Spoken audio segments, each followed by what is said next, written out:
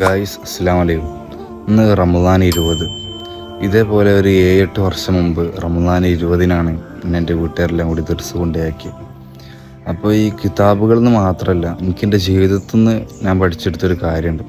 അതായത് നമ്മളൊരു ജീവിതത്തിൽ 2 വിഭാഗം ആളുകളെ നമ്മൾ നല്ലപോലെ ശ്രദ്ധിച്ചു കഴിഞ്ഞാൽ നമ്മളെ ജീവിതം നല്ല ഹാപ്പി ആയിട്ട് ദുനിയാവും ആഖിറവും നമുക്ക് റാഹത്താവും. പക്ഷേ നമ്മളെ ഉസ്താദുമാരെ, അതായത് നമ്മളെ മാതാപിതാക്കളെ അല്ലെങ്കിൽ നമ്മുടെ ഉസ്താദുമാരൊക്കെ അവരെ ദേഷ്യം പിടിപ്പിക്കുന്ന കാര്യങ്ങൾ, അവരെ മനസ്സിൽ നമ്മളോട് എന്തെങ്കിലും വെറുപ്പ് കുടുങ്ങിക്കഴിഞ്ഞാൽ പിന്നെ നമ്മൾ എന്തൊക്കെ ചെയ്താലും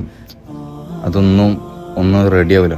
കാരണം അതൊക്കെ നമ്മൾ ദുനിയാവിൽ നിന്ന് തന്നെ അനുഭവിക്കുന്നതാണ്. നമ്മുടെ ഉസ്താദുമാരോടായാലും അതേപോലെ തന്നെ നമ്മളെ മാതാപിതാക്കളോട്, ഇവരോടൊക്കെ നമ്മൾ എന്തെങ്കിലും ചെയ്ത് കഴിഞ്ഞാൽ അത് നമ്മൾ പഠിച്ചു നമുക്ക് ദുനിയാവിൽ നിന്ന് തന്നെ അതിനുള്ള ഇത് തരുന്നതാണ്. അപ്പോൾ എത്രയോ ആൾക്കാരുണ്ട് മാതാപിതാക്കളോ മാരപ്പറൊക്കെ ഇങ്ങനെ അടങ്ങാറാക്കുന്ന കുറേ ആൾക്കാരുണ്ട്.